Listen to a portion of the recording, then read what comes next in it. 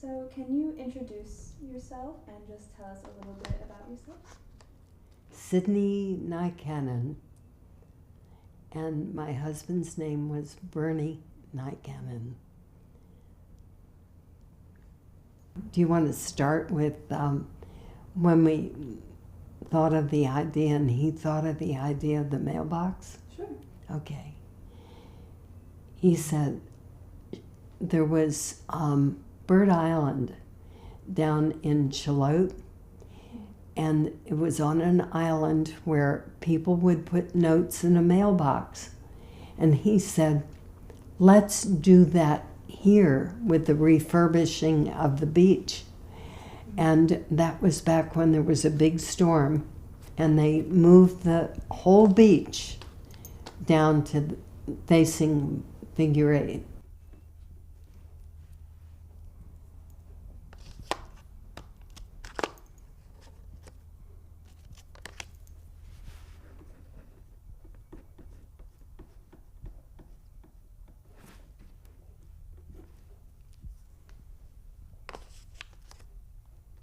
So my grandson was visiting, and granddaughter. My grandson and Bernie made a copper mailbox, and steps washed up from Figure 8 from the storm that were real big, and he took a saw and a wagon and all kinds of equipment and cut them in two and made the steps. So there were 4 steps on each side, and then the mailbox was right in the middle of it.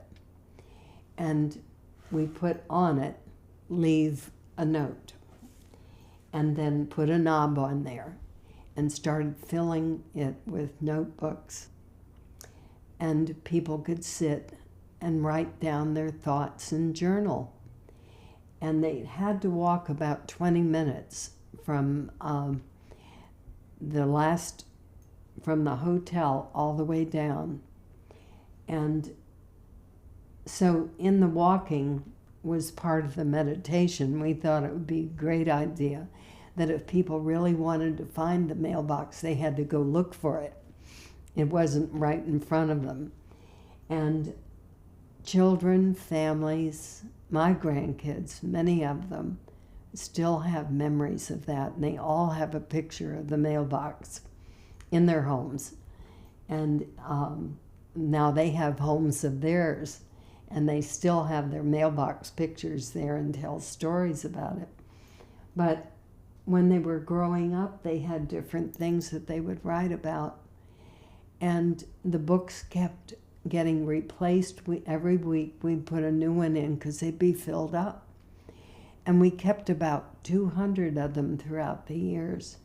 And people would write about weddings, engagements, breakups. They'd write about dying. They'd write about getting married. They wrote about being pregnant, having a baby. They wrote about the frustrations of parenting, all kinds of things, and what they were grateful for. And when they would sit there, they would write about the beauty of the location because it was so private and it was so gorgeous. The ocean was just incredible, but the memories linger on. And there were articles in the paper about it, and people were talking about it, and it was such a simple thing.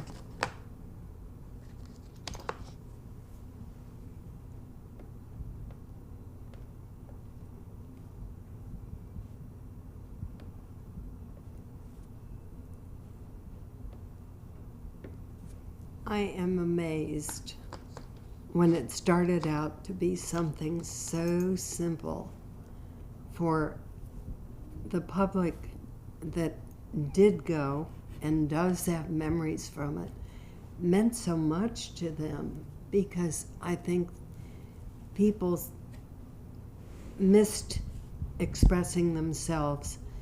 We've gotten so used to Facebook and all the things that connect, but you're not really connecting.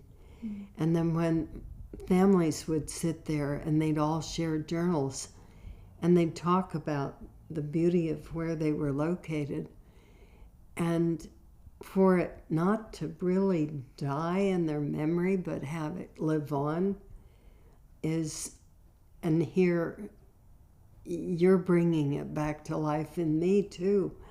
I don't want to forget, because I want to remember to journal. I want to remember to be still in between the chaos of living. So